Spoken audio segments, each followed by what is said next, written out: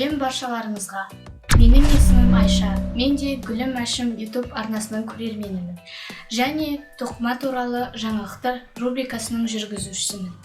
Сіздердің араларыңызда мүлде тоқып көрмеген адамдардан тоқып бастау үшін қандай құрал-жабдықтар қажет екендігін айтуымызды сұрапты. Негізі, тоқып бастағанда көпшілігі әжесіне немесе анасынан үйреніп жатады. Қазіргі кезде мен сияқты мектеп оқушылары тоқыма өнерін YouTube арнасынан үйреніп бастады. Тоқи білу үлкен өнердің бірі. Гардеробыңызға қалаған киіміңізді өз қолыңызбен тоқып аласыз. Тоқып бастау үшін сізге ең алдымен құралдар қажет болады. Олар ине біздер және ілмек біздер.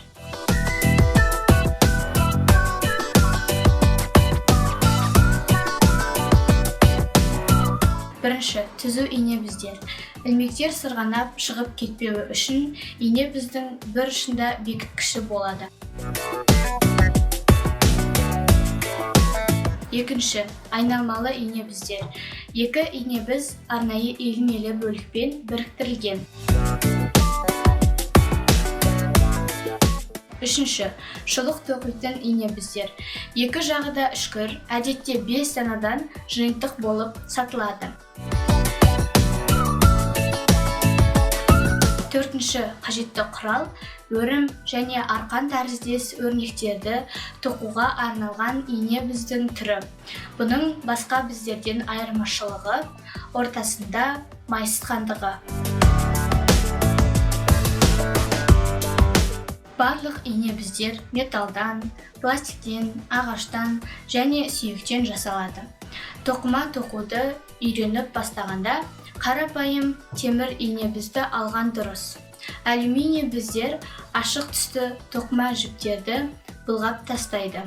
Ал ағаш ине біздерге тоқыма жіптер ілініп қалуы мүмкін. Пластик ине біздер болса тез сынғыш келеді. Ілмек біздерде тура осындай материалдардан дайындалады. Кейбір ілмек біздердің қолға ыңғайлы ұстағышы болады. Ине біздер мен ілмек біздердің нөмірлері болады.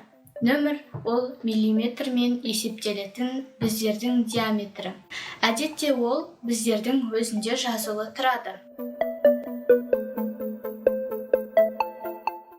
Нөмірі үлкен болса, жіп қалың болуы керек.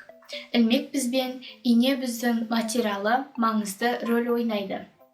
Пластик пен темірден жасалған бірінші нөмірлі ілмек біз бір-бірінен материалына байланысты айырмашылығы болады. Сондай-ақ ілмек біздер мен ине біздердің өлшемі өзге елдерде де әртүрлі болады екен. Егер де болашақта интернетте өте көп ағылшынша және қытай сызбалары бойынша тоқитын болсаңыз, осыны ескеруіңіз керек. Ендігі қажеттілік бізде тоқыма жіп. Тоқыма жіптің табиғи түрлері жүн, ангора, кашмир, махер, мақта, лион. Синтетикалық тоқыма жіптер акриль, вискоза, полиэстер, тағы да басқа қоспалы жіптер. Мысалы, 25% махер, 75% акриль. Өзіңіздің алғашқы ілмектеріңізді тоқу үшін сізге синтетикалық немесе аралас тоқыма жіптен алуға болады. Ол бір тегіс және тоқығанға ыңғайлы. Жіптің этикеткасы оған қандай ине біз, қандай ілмек біз керектігін білуге көмектеседі. Өндірушілер әдетте тоқыма жіптің салмағын және метрін, жіптің құрамын, оған қолданатын ілмек біз және ине біздің нөмірін жазады. Сондықтан тоқыма жіптердің этикеткаларын сақтап қою керек. Тоқу үшін тоқыма жіп, ілмек біз, ине біздерден басқа қыстырғыштар, түйреуіштер, қайшылар, өлшейтін сантиметрлер қажет.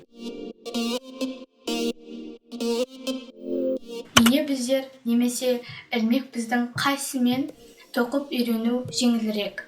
Ине біздермен тоқудан қарағанда ілмек бізбен тоқу оңайырақ. Негізінде ілмек бізбен тоқу үшін үш негізгі ілмектердің тоқу техникасын білсек болды. Біріншісі ілмек теру, екіншісі орамсыз баған, үшіншісі орамды баған. Осы үш техниканы білсек, қарапайым мойын орағыштан бастап қалаған киім, бұйымдарды тоқи аламыз. Менің өзіме де ілмек бізбен тоқу қызықты әрі оңай болды. Көріп тұрғандарыңыздай, үстімдегі кеудешені Гүлім Әшім шеберлік сабағы бойынша тоқып шықтым. Өзіме тоқып қана қоймай, сіңіліме де тоқып бердім.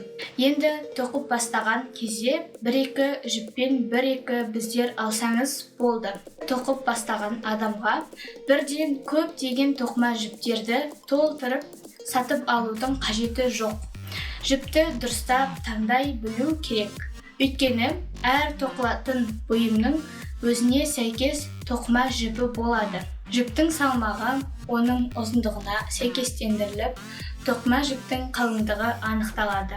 Енді тоқып бастаған кезде қарапайым текстурасыз жіптерді алып, қолыңызды жаттықтырып алған дұрыс. Сонымен қатар қауіпсіздік ережесіне де жауапкершілікпен қарауларыңызды сұраймын. Өйткені тоқыма тоқуға қажетті құрал-жабдықтардың барлығы үшкір өткір болады. Осылардың барлығын жинақтап қоятын кәрзеңке сатып алғаныңыз дұрыс. Үйде кішкентай нәресте сәбилер болса, тоқымайтын уақытта барлық құралдарды биікке көтеріп қойған дұрыс.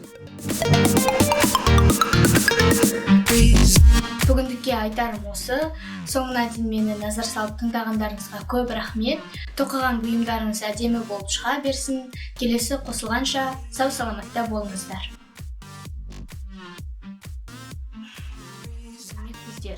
Олардың неге емес? Олар бұл керек қой. Барлық ине біздер мен ілмек біздердің ана жерінде камера қосылды. Тоқитын болсаңыз, осы салмағын және метрін арқаңыз жоғаласын.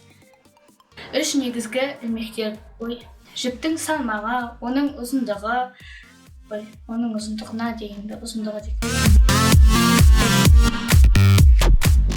Бүгіндікке айтарым осы. Соңына дейін мені назар салып тыңдағанды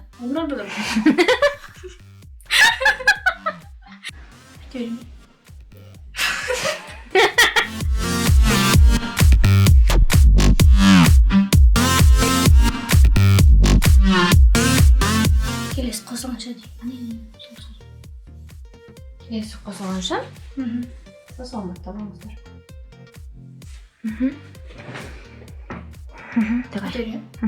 Бүгіндікке айтарым осы. Мені соңына дейін назар салып тыңдағандарыңызға көп рахмет. Тоқыған бұйымдарыңыз әдемі болып шыға берсін. Келесі қосылғанша саламатта болыңыздар.